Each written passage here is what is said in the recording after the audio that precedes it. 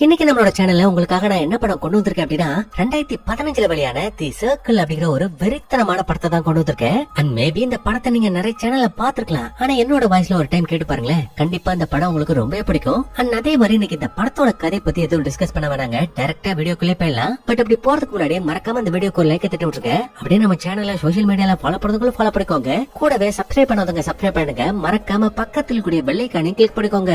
வாங்க வீடியோக்குள்ள போலாம். இது உங்கள் தமிழ் ஹாலிவுட் டைம்ஸ். இந்த படத்தோட ஸ்டார்டிங் சீன்ல பாத்தீங்கன்னா ஒரு இருட்டான அறைக்குள்ள 50 பேரு கண்ணை மூடினபடி அப்படியே சில மாதிரி நிக்கிறாங்க. அப்ப அதுல ஒரு பொண்ணுக்கு திடீர்னு முழிப்பு வர கண்ணை முழிச்சு பார்த்தா ஒரு சிகப்பு கலர் வட்டத்துக்குள்ள நிக்கிறா. இவன் மட்டும் இல்ல, அங்க நிக்கிற 50 பேரும் அதே மாதிரியான வட்டத்துக்குள்ளதான் நிக்கிறாங்க. அப்ப அந்த வட்டத்தை விட்டு வெளியில போலாமே ட்ரை பண்ணா ஒரு அலாரம் அடிக்குது. பக்கத்துல உள்ளவங்களை தொடலாமே ட்ரை பண்ணாலும் அப்பவும் அலாரம் அடிக்குது. அப்ப அந்த கூட்டத்துல இவள மாதிரியே கண்ணை முழிச்ச இன்னொரு பையன், தயவு செய்து அசையாதீங்க, அவங்க நம்மள பாத்துட்டு இருக்காங்கன்னு சொல்றான். அப்படி சொன்னதுமே நடுவுல ஒரு மிஷின் அப்படியே கொஞ்சம் கொஞ்சமா மேல வந்துட்டு இருக்கு. அப்ப இவங்க 2 பேர் மாதிரியே இன்னொரு பொண்ணு கண்ணு முடிச்சுட்டு, ஐயோ இது என்ன இடம், எனக்கு ரொம்ப பயமா இருக்கு, ஜான் எங்க போயிட்டேன்னு சொல்லிட்டு அந்த வட்டத்தை விட்டு வெளியில கால் எடுத்து வச்சதுமே அவளோட உடம்புல இடிப்பாஞ்சு சம்பவ இடத்துல இந்த பொண்ணு இறந்து போறா. சோ அதை பார்த்துட்டு இவங்க 2 பேரும் மிரண்டு போக அடுத்த செகண்டே இவங்களுக்கு நடுவுல ஒரு லைட் ஆன் ஆகுது. அண்ட் கண்ண மூடி நின்னவங்க எல்லாருமே இப்ப சுயநினைவுக்கு திரும்பி வந்துட்டாங்க. ஆனா அதுல ஒருத்தர் பக்கத்துல செத்து போய் கிடக்குற அந்த பொண்ணை பார்த்து பதட்டப்பட்டு வட்டத்தை விட்டு வெளியில போக ட்ரை பண்ணா அந்த பொண்ணு மாதிரியே இவனும் இடி விழுந்து செத்து போறான். இதனால அங்க இருக்கிறவங்க எல்லாரும் ரொம்ப பதட்டமாகறாங்க. அண்ட் வட்டத்தை விட்டு வெளியில போனா செத்துருவோம் அப்படிங்கிற விஷயத்தையும் புரிஞ்சுக்கிறாங்க. அது மட்டும் இல்ல, இந்த இடத்துல நம்ம பாக்குற எல்லா விதமான மக்கள் இருக்காங்க. அதாவது வயசானவங்க, மிடில் ஏஜ்ல உள்ளவங்க, டீனேஜ்ல உள்ளவங்க, ஏன் ஒரு குட்டி பொண்ணு, பிரெக்னன்ட் லேடி, கிறிஸ்டின், முஸ்லீம், நீக்ரோவை சேர்ந்தவங்க, கடைசியா போலீஸ்காரன், பிசினஸ் மேனு, கொலகாரன், கொள்ளக்காரன் எல்லாருமே இந்த இடத்துல நிக்கிறாங்க. அப்ப பாருங்க, திடீர்னு ஒரு சவுண்ட் வருது. அப்படி சவுண்ட் வந்ததுமே இப்ப செத்து போனாலே ஒரு பையன் அவனை டக்குனு ஏதோ ஒண்ணு உள்ள எடுத்துட்டு போயிடுது. அது மட்டும் இல்லங்க, இப்ப ஏதோ ஒரு கவுண்ட் டவுன் ஓடுற மாதிரியான சத்தமும் கேட்டுட்டே இருக்கு. ஆனா அந்த சத்தம் ஒரு குறிப்பிட்ட டைமை தாண்டதுமே ஸ்டார்டிங்ல ஒரு பையன் அந்த பொண்ணு கிட்ட நகராதன்னு சொல்லிருப்பேன் இல்லையா, அந்த பையன் மேல இடி விழுந்து மத்தவங்கள மாதிரியே செத்து போயிடுறான். அவள் தான் அதை பார்த்து அங்க இருக்கிறவங்களுக்கு எல்லாம் எப்படி இருக்கு யோசிச்சு பாருங்க. மரண பயத்துல அவன் கத்திக்கிட்டு இருக்கான். ஆனா இந்த கொலைகள் எல்லாம் பண்றது நடுவுல உள்ள இந்த மிஷின் தாங்க. அப்ப முடிஞ்ச அந்த கவுண்ட் டவுன் இப்ப மறுபடியும் ஸ்டார்ட் ஆகுது. அப்ப அந்த குரூப்லயே தொப்பி போட்ட ஒரு பையன் ஒருத்தர் இருப்பான். அவன் சும்மா கையை நீட்டி முன்னையும் பின்னையுமா அசைக்கிறான். அப்ப இவன் அசைக்கிற மாதிரியே அந்த வட்டத்துக்குள்ள ஒரு ஏரோ முன்னையும் பின்னையுமா நகருது. அப்ப அந்த ஏரோ கரெக்டா ஒரு பொண்ணுக்கு முன்னாடி நிக்க இவன் இவனோட கையை மூடுறான். அப்படி மூணதுமே மின்னல் தாக்கி அந்த பொண்ணு அதே இடத்துல இருந்து போறா. அப்ப அதனால அந்த தொப்பிக்காரனும் மத்தவங்கள்ட்ட இதெல்லாம் பாக்குறப்ப இது ஓட்டிங் மாதிரி இருக்கு, நம்ம தான் யார் சாகணும் அப்படிங்கறத முடிவெடுக்கணும் போல அப்படிங்கிற மாதிரி சொல்லிட்டு இருக்கேன். அந்த கேப்லயே 2 பேர்த்த அந்த மின்னல் போட்டு தள்ளிடுச்சு. அப்ப நடக்கிற இந்த சம்பவம் எல்லாத்தையுமே ஒரு கர்ப்பிணி பொண்ணு ஒருத்தி ரொம்ப கவனமா பாத்துக்கிட்டே இருந்திருப்பா. அவன் என்ன சொல்றானா, ஆமா அந்த தொப்பிக்கார சொல்றது உண்மைதான், உங்க கைய லெப்ட் சைட் மூவ் பண்ணீங்கன்னா லெப்ட் சைட்ல உள்ளவங்களுக்கு ஓட் போடலாம், ரைட் சைட் மூவ் பண்ணீங்கன்னா ரைட் சைடு உள்ளவங்களுக்கு ஓட் போடலாம், ஆனா உங்களுக்கு நீங்களே ஓட் போட்டுக்க முடியாது. அது மட்டும் இல்ல, நீங்க யாருக்கு நேரம் அந்த ஏரோவை நிப்பாட்டி உங்களோட கையை மடக்குறீங்களோ அவங்களுக்கு தான் நீங்க ஓட்டு போட்டதா அர்த்தம் இந்த பொண்ணு சொல்றா. அதுவும் இந்த ஓட் போடுறதுக்கான டைம் ஒவ்வொரு 2 நிமிஷத்துக்கு ஒரு தடவை தொடர்ந்து வந்துகிட்டே இருக்கும். அதுக்குள்ள உங்க ஓட் பண்ணணும். இதுல இன்னொரு ட்விஸ்ட் என்னன்னா, தனக்கு யார் ஓட் பண்றாங்க அப்படிங்கிற விஷயத்த தன்னாலையும் பாத்துக்க முடியாது. சோ அதனால எல்லாரும் குழப்பத்திலயும் பயத்திலயும் இந்த ஓட்டு எப்படி பண்ணணும் அப்படிங்கிற விஷயத்த பிராக்டிஸ் பண்ணி பாத்துட்டு இருப்பாங்க. அப்ப மறுபடியும் இவங்கள ஒருத்தன் அதிக ஓட்டு வாங்கி செத்து போறான். இதனால இந்த கர்ப்பிணி பொண்ணு என்ன சொல்றாடா, நம்ம ஓட்டு போட்டா தானே இந்த பிரச்சனை, ஒருவேளை நம்மள யாருமே ஓட்டு போடாம இருந்தா என்ன நடக்குது பாப்போம்னு சொல்லிட்டு யாருமே ஓட்டு போடாம நிக்கிறாங்க. இந்த 2 நிமிஷமும் முடியுது. ஆனா அப்படி முடிஞ்சது உங்களுக்கு முன்னாடி இருக்கிற இந்த வட்டம் ஒயிட் கலர்ல மாறுது. அது மட்டும் இல்ல, யாருமே ஓட் பண்ணதுனால அந்த மிஷினே ரேண்டமா ஒருத்தனை செலக்ட் பண்ணி போட்டு தள்ளிடுது. இதனால எல்லாத்துக்கும் ஒரு விஷயம் மட்டும் தெளிவா புரிஞ்சு போச்சுங்க, நம்ம ஓட்டு போட்டாலும் சரி போடலனாலும் சரி அந்த மிஷின் மத்தவங்களை போட்டு தள்ளிக்கிட்டே தாங்க இருக்க போகுது. இதனால அங்க இருக்கிறவங்க எல்லாம் பயத்துல இதுக்கப்புறம் என்ன பண்ண போறோம், இங்க இருந்து எப்படி தப்பிச்சு வெளியில போக போறோம் அப்படிங்கிற விஷயத்த பத்தி பேசிட்டு இருக்கு. அப்பதான் அந்த குரூப்லயே ப்ளூ கலர் ஷர்ட் போட்டுட்டு ஒரு பையன் இருக்கான். அந்த பையன் ஒரு கொடூரமான ஐடியாவை சொல்றான். அதாவது இந்த கேமை விட்டு தப்பிச்சு வெளியில போகணும் அப்படின்னா முதல்ல அந்த கேமை பத்தி உங்களுக்கு நல்லா தெரியணும், அதுக்கு உங்களுக்கு நேரம் தேவை. ஆனா அந்த நேரத்தை கொடுக்காம மிஷின் தொடர்ந்து 2 நிமிஷத்துக்கு ஒரு தடவை ஆளை கொண்டுகிட்டே இருக்கு இல்லையா. அதனால அவன் என்ன சொல்றான்னா, நம்ம குரூப்லயே 70-80 வயசுக்கு மேல இருக்கிற வயசானவங்க ஒரு 6 பேர் இருக்காங்க. அவங்களுக்கு வயசு ஆயிடுச்சு, அவங்களோட வாழ்க்கையை வாழ்ந்து முடிச்சிட்டாங்க. அதனால அவங்களுக்கு நம்ம எல்லாருமே சேர்ந்து ஓட் பண்ணி அவங்கள ஒவ்வொருத்தரையா கொண்டுகிட்டு இருந்தோம் அப்படின்னா நமக்கு ஒரு 10-12 நிமிஷம் டைம் கிடைக்கும். அந்த டைமுக்குள்ள இந்த கேம்ல இருந்து தப்பிக்கிறது எப்படி அப்படிங்கிற விஷயத்த பத்தி நம்ம யோசிக்கலாம்னு சொல்றான். ஆனா அந்த பிளானுக்கு அங்க இருக்கிற ஒரு சில பேரை எதிர்ப்பு தெரிவிக்கிறாங்க. ஏன் அந்த வயசானவங்க கூட ஏன் எங்களை சாகடிக்க பாக்குறீங்க, எங்களுக்கு வாழ உரிமை இல்லையான்னு கேட்டா அந்த பையன், யோ அதான் வாழ்ந்து முடிச்சிட்டீங்களா, இதுக்கப்புறம் எங்களையாவது வாழ விடுக்குன்னு சொல்லிட்டு மொத்தமா எல்லாரும் பிளான் பண்ணி வேற வழியே இல்லாம ஒவ்வொரு பெரியவங்களையா போட்டு தள்ளிட்டு இருக்காங்க. தான் உயிரை காப்பாத்துக்க மனுஷங்க எவ்வளவு சுயநலவாதிகளா இருக்காங்க பாருங்க. இப்ப அதுக்கப்புறம் அங்க இருக்கிற எல்லாருமே ஒன்னா சேர்ந்து டிஸ்கஸ் பண்ண ஆரம்பிக்கிறாங்க. அதாவது உங்கள யாருக்காவது இந்த இடத்துக்கு எப்படி வந்தோம் அப்படிங்கிற விஷயம் ஞாபகத்துல இருக்கான்னு கேக்குறப்போ அங்க இருக்கிற முக்காவாசி பேத்துக்கு இந்த இடத்துக்கு எப்படி வந்தோம் அப்படிங்கிற விஷயம் ஞாபகத்துல இல்ல. ஆனா அங்க இருக்கிற ஒரே ஒரு கருப்பு சட்டக்கார மட்டும் கையை தூக்கி எனக்கு ஞாபகம் இருக்கு, நான் ஒரு டிராபிக்ல மாட்டிக்கிட்டு இருந்தேன், லாக்டவுன் பீரியடா இருக்கிறதுனால இந்த ஊரை விட்டு வெளியில போகணும்னு ட்ரை பண்ணேன். அப்ப அந்த இடத்துக்கு ஒரு ஏலியன் ஸ்பேஸ்ஷிப் ஒண்ணு பறந்து வந்து என்ன உள்ள எடுத்துக்கிச்சு. அதுக்கப்புறம் நான் கண் முழிச்சு பாக்குறப்போ எனக்கு ஆப்போசிட்ல லட்சக்கணக்கான மக்களை மலை மாதிரி குவிச்சு வச்சிருந்தாங்க.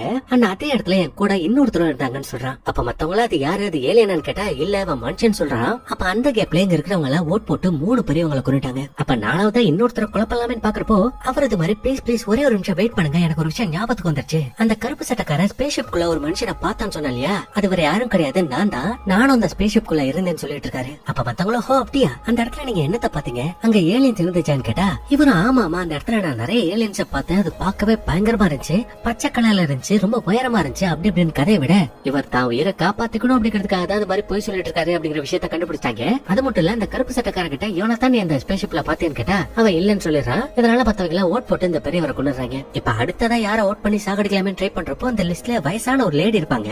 அவங்க என்ன சொல்றாங்கன்னா நீங்க நினைக்கிற மாதிரி எனக்கு வயசு ரொம்ப ஜாஸ்தி எல்லாம் கிடையாது, எனக்கு ஒரு 52 வயசு தான் ஆகுதுன்னு சொல்றாங்க. அப்ப மத்தவங்களும் சந்தேகத்துல உங்களுக்கு வயசு 52 சொல்றீங்க, ஆனா உங்களோட முடியெல்லாம் நரைச்சு போயிருக்கு, அதுக்கு என்ன காரணம்னு கேட்டா எனக்கு கேன்சர் நோய் இருக்கு, அதனால சீக்கிரமா நரைச்சு போயிடுச்சுன்னு சொல்றாங்க. அப்ப இதே சாக்க வச்சுட்டு பாத்தீங்களா அந்த லேடிக்கு கேன்சர் இருக்கு, சோ இவங்க எப்படியும் கொஞ்ச நாள் சாகதான் போறாங்க, அதனால நம்மளே ஓட் போட்டு சாகடிச்சிடலாம் சொல்றப்போ அந்த லேடி இது மாதிரி இல்ல எனக்கு கேன்சர் நோய் இருந்தது உண்மைதான், ஆனா இப்ப என்னோட உடம்புல அந்த நோய் இல்ல கம்ப்ளீட்டா கியூர் ஆயிடுச்சுன்னு சொன்னா இந்த ப்ளூ சட்டக்காரன் அப்போ விட மாட்டேங்கிறான். இல்ல ஒருத்தருக்கு ஒரு டைம் கேன்சர் நோய் வந்துச்சுன்னா மறுபடியும் அவங்களை கியூர் பண்ணவே முடியாது, அதனால உங்களை கொண்டதால தப்பு இல்ல, எல்லாரும் இவங்களுக்கு ஓட் பண்ணுங்கன்னு சொன்னா அதுக்கு அங்க இருக்கிற யாருமே ஒத்துக்க மாட்டாங்க. அதுலயும் இந்த குரூப்லயே ஒரு போலீஸ்காரர் இருப்பான். அவன் என்ன சொல்றானா, டேய் எனக்கு 45 வயசு ஆகுது, இப்ப இவங்களை கொல்ல போற மாதிரி அடுத்து என்ன கொல்வியா, என்னை கொன்னதுக்கு அப்புறம் 35 25 வயசை குறைச்சுக்கிட்டே ஒவ்வொருத்தரையா கொண்டுகிட்டே போவேன், கடைசியில நீ உயிரோட இருப்ப, ஆனா நாங்க சாகணுமாடான்னு சொல்லிட்டு அவன் பொருளை எடுத்து அவனே போடுற மாதிரி இங்க இருக்கிற எல்லாருமே ஒன்றா சேர்ந்து இந்த பயலுக்கு ஓட்ட போட்டு முழு சட்டக்காரனோட சோலையை முடிச்சு போறாங்க. அதுக்கப்புறம் மறுபடியும் இந்த இடத்த விட்டு தப்பிக்கிற விஷயத்த பத்தி யோசிக்கிறாங்க.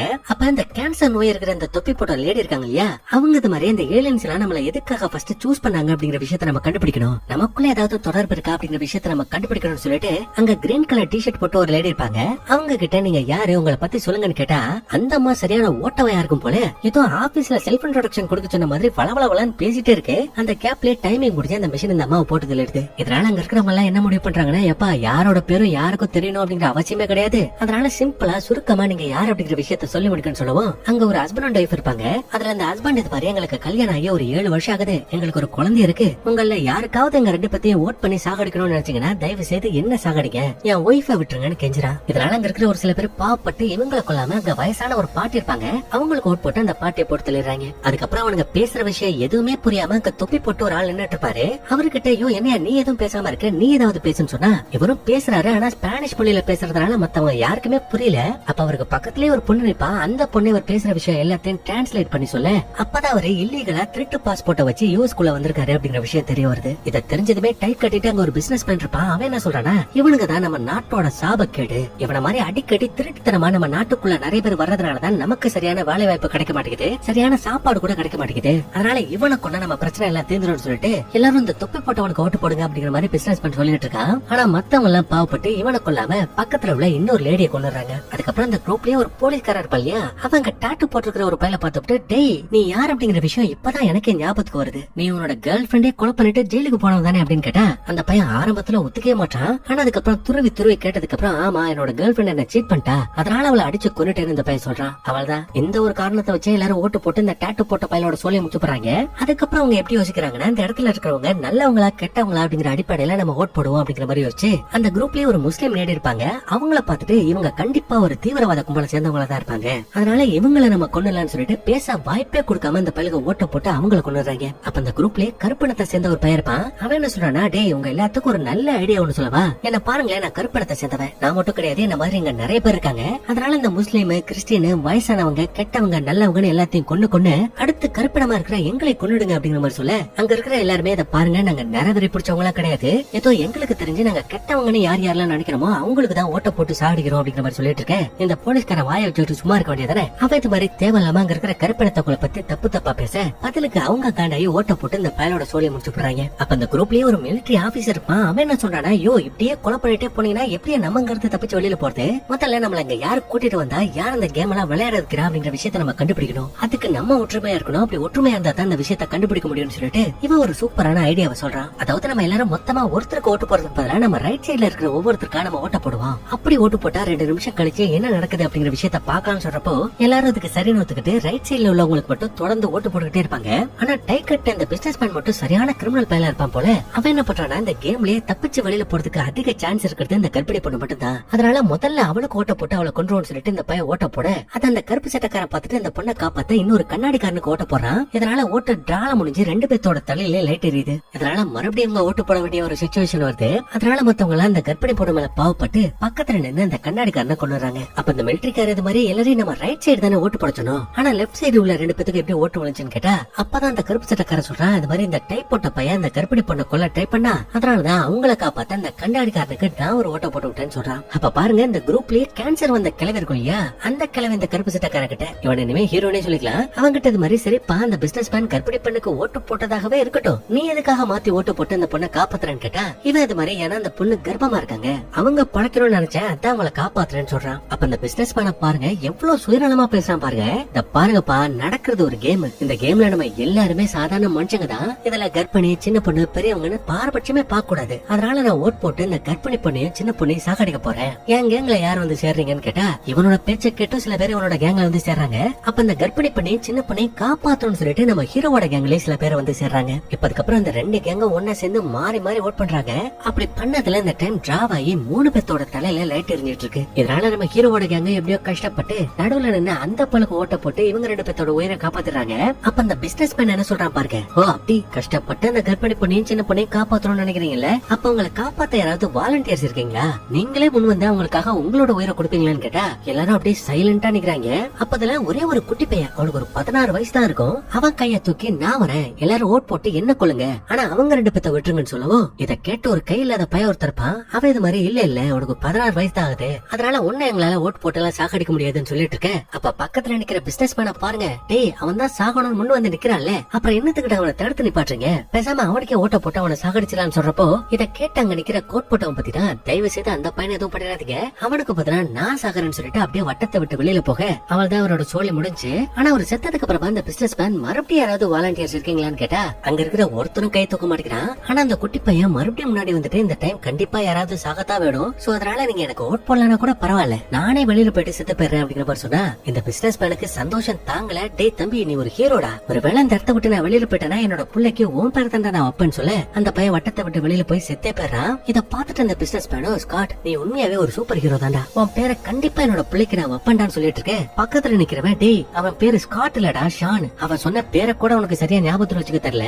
இந்த லட்சணத்துல நீ இவனோட பேரை உன்னோட பிள்ளைக்கு வைக்க போறியா, சீ கர்ம புடிச்சவன உனக்கு வெக்கமாவே இல்லையாடான்னு காரி துப்புறாங்க. இப்பதுக்கு அப்புறம் அவங்க எல்லாரோட கண்ணும் அப்படியே இந்த மிலிட்டரி ஆபீசர் பக்கமா திரும்புது. அப்ப அதை நோட்டீஸ் பண்ணிட்டு என்ன எல்லாரும் என்ன பாக்குறீங்க, அடுத்து என்ன சாகடிக்க போறீங்களா, நான் கடந்த 2 வருஷமா ஆப்கானிஸ்தான்ல மத்தவங்களோட உயிரை காப்பாற்றணும் அப்படிங்கிறதுக்காக என்னோட உயிரை பணயமா வச்சிருந்தேன், ஏன் இப்ப வரைக்கும் என்னோட பொண்டாட்டி பிள்ளையோட முகத்தை கூட பாக்கலன்னு சொல்லிட்டு அவன் ரொம்ப வேதனைப்பட்டு பேச யாருக்கும் மேல ஓட் பண்றதுக்கு மனசே வரல. அதனால மறுபடியும் இந்த பிசினஸ் மேன் யாராவது வாலண்டியர்ஸ் இருக்கீங்களான்னு கேக்குறான். அப்ப அந்த கூட்டத்துல ஒரு வயசான அம்மா இருப்பாங்க, அவங்க இது மாதிரி கொஞ்சம் வருஷத்துக்கு முன்னாடி எனக்கு ஆஸ்கர்னு சொல்லிட்டு ஒரு மக ஒருத்தர் தான், அவன் ஒரு பைக் ஆக்சிடென்ட்ல இறந்து போயிட்டான், ஆனா இப்ப அவன் இல்லாத அந்த உலகத்துல எனக்கு வாழ பிடிக்கல, சோ அதனால நான் என்னோட உயிரை விட்டுறேன்னு சொல்லிட்டு அப்படியே அவங்க வட்டத்தை விட்டு வெளியில போக அவங்களோட சொல்லி முடிஞ்சு அங்க இருக்கிற ஒருத்தன் கண்டிப்பா உங்களோட மகனை நீங்க பாப்பீங்கன்னு சொல்றான். அந்த அம்மாவும் மத்தவங்கள மாதிரியே மின்னல் தாக்கி இறந்து போறாங்க. அப்ப பாருங்க இந்த கேங்ல கோட் போட்ட ஒரு பையன் ஒருத்தர் இருப்பான், அவன் இது மாதிரி இப்ப இறந்து போனாங்க இல்லையா ஒரு அம்மா, அந்த அம்மாவை பத்தியும் இங்குள்ள உங்களோட கடவுள் நம்பிக்கை பத்தியும் ரொம்ப ரொம்ப அசிங்கமா பேசிட்டு இருக்கான். இதனால எல்லாரும் காண்டாயிட்டு இவன் மேலே இன்னொரு பொண்ணு மேலே மாத்தி மாத்தி ஓட்ட போடுறாங்க.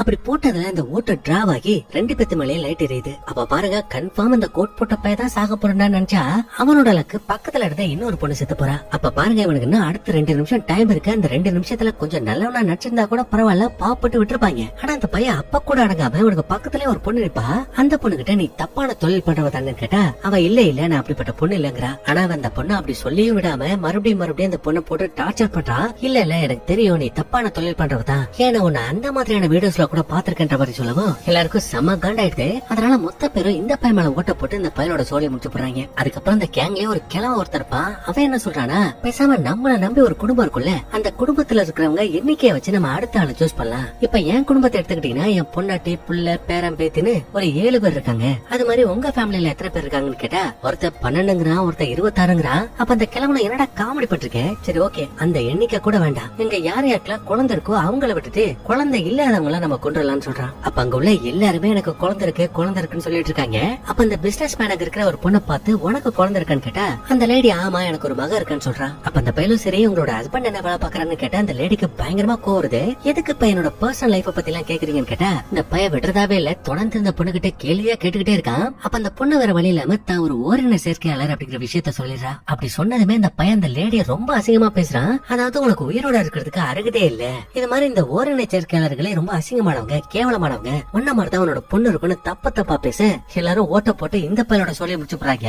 ஏன்னா அங்க இருக்கிற எல்லாருமே ஓரின சேர்க்கைய தப்பான விஷயமா பாக்கல. ஏன் அங்க கருப்பாணிக்கிறான் பாத்தீங்களா ஒரு பையன், அவனோட மகன் கூட ஒரு ஓரின சேர்க்கையாளர் அப்படிங்கிற மாதிரி தான் சொல்லிட்டு இருக்கான். அதுக்கப்புறம் வழக்கம் போல அங்க இருக்கிற எல்லாருமே அடுத்து யார் சாக போறாங்க அப்படிங்கிற விஷயத்த பத்தி பேசிட்டு இருப்பாங்க. அப்ப முன்னாடி ஒரு சீன்ல நம்ம ஹீரோ என்ன சொல்லிருப்பானா, இந்த கேம்ல நமக்கு நாமே ஓட்டு போட்டுக்க முடியாதுன்னு சொல்லிருப்பான். அப்ப அதை யோசிச்சு பார்த்துட்டு நீளமா முடி வச்சுட்டு ஒரு பையன் ஒருத்தர் இருப்பான். அவன் நம்ம ஹீரோ கிட்ட நீ சொன்னது சரினா நமக்கு நாமே ஓட்டு போட்டுக்க முடியாதுன்னா இந்த கேமோட கடைசியில ரெண்டு பேர் மட்டும் தானே உயிரோட இருப்பாங்க. அப்ப அவங்களால அவங்களுக்கே ஓட்டு போட்டுக்க முடியாது, ஆப்போசிட்ல உள்ளவங்களுக்கு தான் ஓட்டு போட்டாகணும். அப்படி இருக்கிறப்போ ரெண்டு பேத்தால எப்படி இந்த கேமை ஜெயிக்க முடியும்னு கேட்டா அப்பதான் நம்ம ஹீரோ ரெண்டு பேத்தால கேமை ஜெயிக்க முடியாது, அந்த ரெண்டு பேத்துல யாராவது ஒரு ஆள் தியாகம் படணும், அதாவது அவங்கள யாராவது ஒரு ஆள் விட்டு கொடுத்து சாகணும், அப்படி செத்தா தான் இந்த கேம்ல இன்னொரு ஆள் ஜெயிக்க முடியும்னு சொல்லிட்டு இருக்கான். அதுக்கப்புறம் மறுபடியும் கவுண்ட் டவுன் ஸ்டார்ட் ஆகுது, எல்லாரும் ஓட் போட ஆரம்பிக்கிறாங்க. அப்படி ஓட் போட்டதுல டிராவ் ஆகி ரெண்டு பேத்து மேல லைட் எரியுது. அப்ப எல்லாரும் பார்த்துட்டு சரி ஓகே இவங்க ரெண்டு பேத்துக்குமே நம்ம ஓட் போட வேண்டாம் அப்படியே விட்டுருவோம்னு சொன்னா டைமிங் முடிச்சதும் ரேண்டமா அந்த மிஷின் ஒரே டைம்ல ரெண்டு பேத்தையுமே போட்டு தள்ளிடுது. அதுக்கப்புறம் அவங்க மறுபடியும் அடுத்து யார் சாக போறாங்க அப்படிங்கிற விஷயத்த டிசைட் பண்ணோம் இல்லையா, அதை பத்தி பேசிட்டு இருப்பாங்க.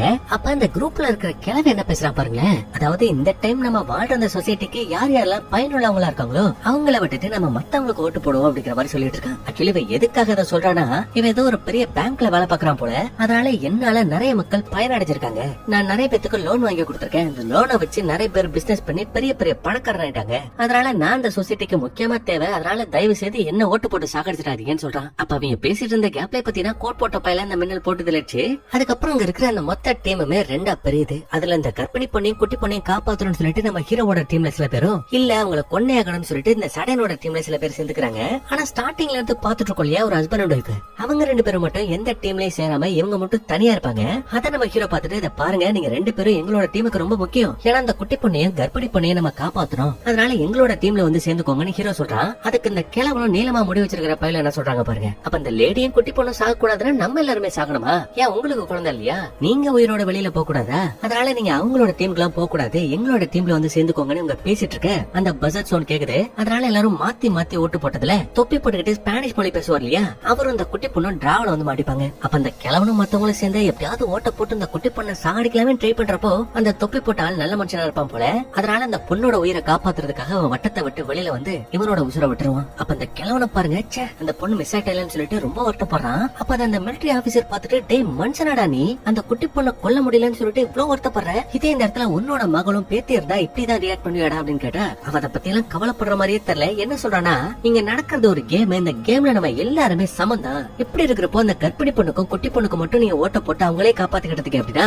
இது டோட்டலி அன்பேரா இருக்கு அப்படிங்கிற மாதிரி சொல்லிட்டு இருக்கான். அது மட்டும் இல்ல அங்க நிக்கிற அந்த புருஷன் முண்டாட்டியில புருஷங்காரனோட மண்டையை நல்லா கழுவி விடுறான். அதாவது டே நீ ஒழுங்கா எங்களோட டீமுக்குள்ள வந்து சேர்ந்துக்கோ, ஏன்னா கடைசி வரைக்கும் அந்த குட்டி பொண்ணையும் கர்ப்பிணி பொண்ணையும் காப்பாத்துறேன்னு சொல்லிட்டு ஹீரோவோட டீம் கண்டிப்பா அடுத்தவங்களை கொண்டுகிட்டே இருப்பாங்க. அதுல கடைசியா கண்டிப்பா உன்னோட பொண்டாட்டியை மாட்டுவா, அவ சாகணும்னு நினைக்கிறியா, அவங்க இருந்து தப்பிச்சு போக கூடாதுன்னு நினைக்கிறியா அப்படிங்கிற மாதிரி கேட்கவும் வேற வழி இல்லாம அவனும் இந்த கிழவனோட டீம்லயே வந்து சேர்ந்துக்கிறான். இப்ப அந்த கவுண்ட் டவுனும் முடிய போது, அதனால அவசர அவசரமா அந்த ரெண்டு டீமும் ஓட்ட போறாங்க. அப்படி போட்ட அந்த குட்டி பொண்ணுக்கும் கிழவனுக்கும் டிரால வந்து முடியுது. அப்ப அந்த கிழவனும் அடே எனக்கே பாயத்தை போட பாக்குறீங்களா, ஒழுங்கா அந்த குட்டி பொண்ணுக்கு ஓட்ட போட்டு அவளை கொள்ளுங்கடா, என்ன உயிரோட விட்டுருங்கடான்னு கத்த மின்னல் பட்டுன்னு அந்த பையில போட்டு தள்ளிடுது. இதனால மத்தவங்களும் புரியாம இந்த குட்டி பொண்ணு தானே செத்துருக்கணும், எப்படி அந்த கிழவன் செத்தான்னு யோசிக்கிறப்போ அப்பதான் தெரிய வருது இந்த புருஷன் பொண்டாட்டியில புருஷன் மட்டும் தான் கரெக்டா அந்த குட்டி பொண்ணுக்கு ஓட்ட போட்டிருக்கான். ஆனா மிச்சம் இருக்கிற கடைசி ஓட்ட அந்த கிழவனுக்கு போட்டு குட்டி பொண்ணை காப்பாற்றணும் அப்படிங்கிறதுக்காக அந்த பொண்டாட்டிக்காரி தான் அந்த வேலையை பாத்துருக்கா. ஆனா இந்த இடத்துல தாங்க இந்த புருஷன் பொண்டாட்டி மேல அங்க இருக்கிற எல்லாத்துக்குமே சந்தேகம் வருது. ஏன்னா இந்த கேம்ல பார்ட்டிசிபேட் பண்ற எல்லாருமே பத்தினா ஒருத்தருக்கு ஒருத்தர் சம்பந்தமே இல்லாதவங்க, ஆனா இவங்க ரெண்டு பேரும் மட்டும் தங்களை ஹஸ்பண்ட் அண்ட் ஒய்ஃப்னு சொல்லிக்கிறாங்க,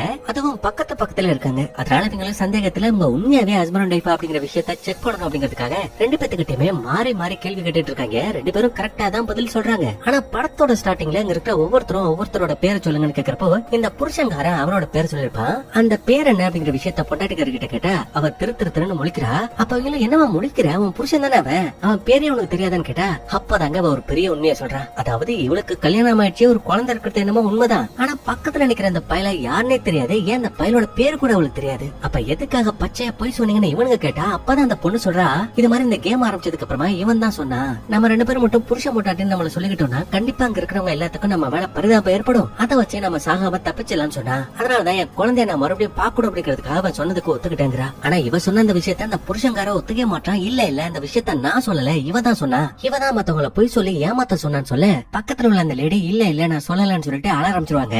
அப்ப பச்சையாவே தெரிஞ்சிருது இவன் தான் அந்த பொய்ய சொல்ல சொல்றான்னு சொல்லிட்டு அப்படியே அடுத்த ரவுண்ட்ல ஓட்ட போட்டு இந்த பையலோட சோழியை முடிச்சு போடுறாங்க. அதுக்கப்புறம் மிச்சம் இருக்கிற இந்த பொண்டாட்டிக்காரிக்கும் ஓட்ட போட்டு அடுத்த ரவுண்ட்ல அவளை சாகடிக்கலாமேன்னு பாக்குறப்போ அவன் என்ன சொல்றானா, தயவு செய்து என்ன கொன்றாதீங்க. மேபி அவ என்னோட புருஷன் அப்படிங்கிற விஷயத்த சொன்னது வேணா பொய்யா இருக்கலாம், ஆனா எனக்கு உண்மையாவே கல்யாணம் ஆயிடுச்சு, எனக்கு ஒரு குழந்தை இருக்கு, தயவு செய்து அதனால என்ன கொன்றாதீங்கன்னு கெஞ்சிரா. அப்ப அந்த குரூப்லயே நீளமா முடி வச்சுட்டு ஒரு பையன் இல்லையா, அவன் என்ன சொல்றானா, சரி ஓகே உடனே நாங்க மன்னிச்சிட்டோம், உனக்கு நாங்க ஓட்டும் போட மாட்டோம், ஆனா நீ கண்டிப்பா ஹீரோவோட டீம்ல போயிட்டு சேரக்கூடாது. அப்படி அவன் குரூப்ல சேர்றதுக்கு பதிலா நீ என்னோட குரூப்ல வந்து சேர்ந்தனா கண்டிப்பா உன்னை காப்பாத்துறதுக்கு நான் முயற்சி பண்றேன்னு சொல்றான். அதனால வேற வழி இல்லாம இந்த லேடியும் அப்படியே இந்த பையனோட கேங்ல வந்து சேர்ந்துக்கிறா. அதுக்கப்புறம் இந்த கேம் ஆரம்பிச்ச ஸ்டார்டிங்ல இருந்து ஒரு வயசானவர் பாத்தீங்கன்னா பேசாம சைலண்டா அப்படியே நின்னுகிட்டே இருப்பாரு. அவர் அந்த சடையை பார்த்துட்டு, தாத்தா நீ மட்டும் தான் இன்னும் யாரோட டீம்லயும் சேராம இருக்கிற, பேசாம நீயும் எங்களோட டீம்லயே வந்து சேர்ந்துக்கோ, ஒருவேளை ஹீரோவோட டீம்ல இருந்தனா வயசானவர்னு சொல்லிட்டு உன்னை ஈஸியா கொண்டுடுவாங்கன்னு சொல்லவும் அவர் அப்பவும் பேசாம சில மாதிரி நிக்கிறாரு. அப்ப அந்த பையனும் சரி ஓகே உன்னோட மௌனத்தை தான் சம்மதமா எடுத்துக்கிறேன்னு சொல்லிட்டு மறுபடியும் இங்க இருக்கிற ஒரு 11 பேர் ஓட் பண்ண ஆரம்பிக்கிறாங்க.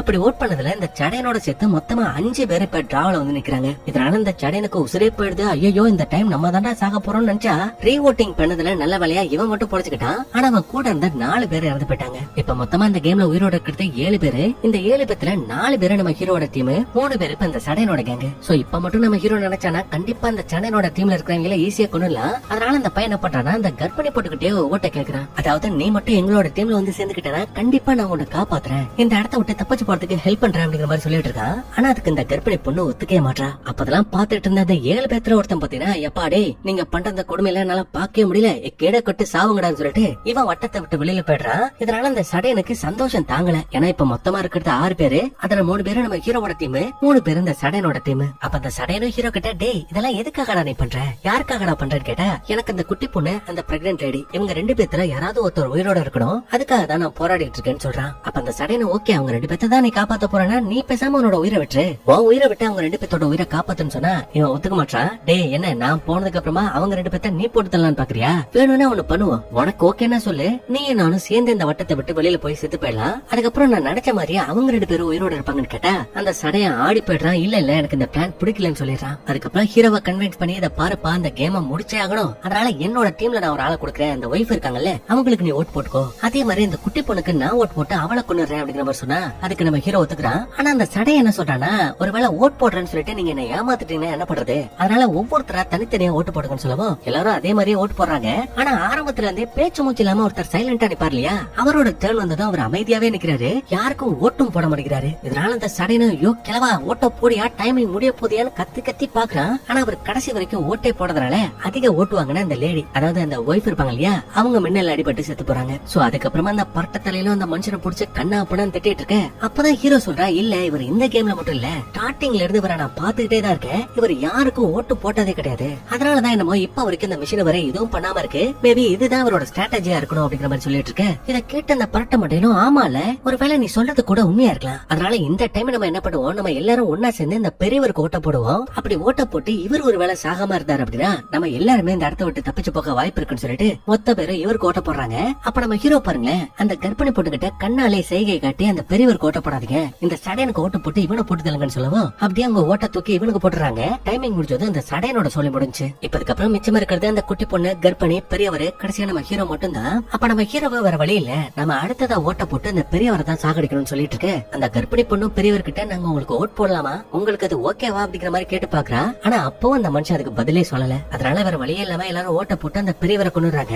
இப்ப கடைசியா மிச்சம் இருக்கிறது 3 பேர் மட்டும் தான். அப்ப நம்ம ஹீரோ என்ன சொல்றானா, நான் நினைச்ச மாதிரி உங்களை எப்படியோ கஷ்டப்பட்டு காப்பாத்தி எண்டு வரைக்கும் கூட்டிட்டு வந்துட்டேன், ஆனா இப்ப கடைசியா அந்த இடத்த விட்டு ஒருத்தர் தான் உசுரோட வெளியில போக முடியும், அது யார் அப்படிங்கிற விஷயத்த உங்களுக்குள்ளே பேசி முடிவிடுங்கன்னு சொல்லிட்டு அந்த குட்டி பொண்ணுகிட்டையும் கர்ப்பிணி பொண்ணுகிட்டையும் சொல்றான். இதனால இந்த 2 பேரும் குழம்பி போய் நிக்கிறாங்க. அப்ப இந்த குட்டி பொண்ணு அப்படியே இந்த கர்ப்பிணி பொண்ணோட வயித்தை பார்த்துட்டு, நானாவது பரவாயில்ல ஒரு உயிர் தான், ஆனா அவங்களோட உடம்புக்குள்ள 2 உயிர் இருக்கு, அதனால என்னோட உயிரை நான் கொடுக்குறேன்னு சொல்லிட்டு முன்வர நம்ம ஹீரோவும் சரின்னு ஒத்துக்கிறான். அதுவும் எப்படின்னா நான் கரெக்டா 1 2 3 எண்ணுவேன், அப்ப நம்ம 2 பேருமே வட்டத்தை விட்டு வெளியில போயிருவோம், அப்படி வெளியில போனா ஆட்டோமேட்டிக்காவே இந்த கர்ப்பிணி பொண்ணு காப்பாத்தப்படுவான்னு சொல்லவும் அந்த பொண்ணு சரின்னு ஒத்துக்கிறா. டைமிங்கும் முடிய போகுது, ஆனா அவளுக்கு பயம் வட்டத்தை விட்டு வெளியில வர தயங்குறா. அப்ப ஹீரோவும் என்ன பண்ற நீ, சீக்கிரம் சீக்கிரம் வெளியில வான்னு கத்த இந்த லேடியும் அழுதுட்டு இருப்பாங்க. இந்த குட்டி பொண்ணு வட்டத்தை விட்டு அப்படி வெளியில கால் எடுத்து வச்சதுமே அந்த பொண்ணு செத்து போயிடுறா. ஆனா அடுத்த செகண்டே நம்ம ஹீரோ கிரிமினல் யோசிச்சு அப்படியே இந்த பிரெக்னன்ட் லேடிக்கு ஒரு ஓட்ட போட்டு விட ஒரே டைம்ல இந்த பொண்ணு வட்டத்தை விட்டு வெளியில போனதுனால இந்த பொண்ணும் காலி. அந்த குட்டி பொண்ணு போறத பார்த்து அழுதுகிட்டு இருந்ததுனாலயும் தான் ஓட்டு போடாதனாலயும் இந்த பிரெக்னன்ட் லேடி மின்னல் கிட்ட அடி வாங்கி செத்து போயிட்டா. பாருங்க, ஆரம்பத்துல இருந்தே நல்ல மாதிரி அந்த பையன்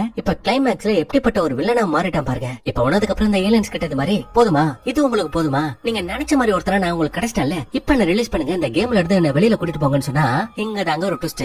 என்னன்னு பாத்தீங்கன்னா திடீர்னு இவனுக்கு ஒரு ஓட்டு விழுது, இவன் மேல லைட் எரிஞ்சிட்டு இருக்கு. சரி, இதை யாரா பண்றதுன்னு பார்த்தா அந்த செத்து போன கர்ப்பிணி பொண்ணோட வயித்துக்குள்ள இருக்கிற குழந்தை. ஆக்சுவலி அது ஓட்டு போடல.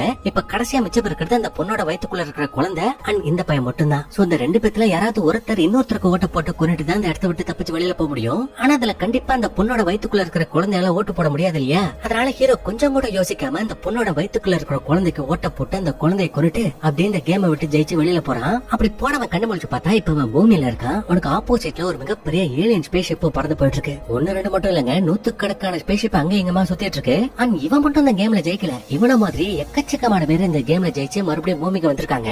அப்படி வந்தவங்களோட சேர்ந்து இந்த பையனும் சேர்ந்து வாழ ஆரம்பிச்சிட்டான் அப்படிங்கிற மாதிரி காமிச்சு அப்படியே இந்த படத்தை முடிக்கிறாங்க. இந்த படத்துல எனக்கு தெரிஞ்ச ஏலியன்ஸ் எல்லாம் எதுக்காக அப்படி பண்ணிருப்பாங்க அப்படின்னா, பூமியில உள்ள மக்கள் எல்லாம் கண்டிப்பா அழிவை நோக்கி போயிருக்கணும். அப்படி போனதுனால அவங்களோட மனசும் சரி உடலும் சரி ரொம்ப வீக்கா இருக்கும். அதனால அவங்கள வலுப்படுத்தணும், அவங்களோட மனசை திடப்படுத்தணும். முக்கியமா சில கஷ்டமான முடிவுகள் எடுக்கிறதுக்கான தைரியம் அவங்களுக்கு வரணும் அப்படிங்கிறதுக்காக தான் இந்த ஏலியன்ஸ் எல்லாம் அப்படி பண்ணுச்சுன்னு நான் நினைக்கிறேன். ஒருவேளை இதுக்கு வேற காரணம் கூட இருக்கலாம். அப்படி இருந்தா அதுக்கான காரணத்தை நீங்க தாராளமா கமெண்ட் செக்ஷன்ல சொல்லலாம். அது மட்டும் இல்லங்க, ஒருவேளை நீங்க இந்த கேம்ல பார்ட்டிசிபேட் பண்ணி நம்ம ஹீரோவோட நிலைமையில நீங்க இருந்தீங்கன்னா அந்த பிரெக்னன்ட் லேடியை காப்பாத்திருப்பீங்களா இல்ல உங்களை நீங்களே காப்பாத்திட்டு இருப்பீங்களா அப்படிங்கிற விஷயத்தையும் கமெண்ட் செக்ஷன்ல சொல்லுங்க. பாப்போம் எவ்வளவு பேரு எப்படி கமெண்ட் பண்றீங்க அப்படிங்கிற விஷயத்தை. அவ்வளவுதாங்க. கண்டிப்பா அந்த படம் உங்களுக்கு ரொம்ப பிடிச்சிருக்கும்னு நினைக்கிறேன். அப்படி பிடிச்சிருந்தா மறக்காம இந்த வீடியோக்கு ஒரு லைக் தட்டி விட்டுருங்க. அப்படியே முடிஞ்ச அளவுக்கு உங்களோட ஃப்ரெண்ட்ஸ் அண்ட் ஃபேமிலிக்கு ஷேர் பண்ணுங்க. மீண்டும் ஒரு சூப்பரான வீடியோ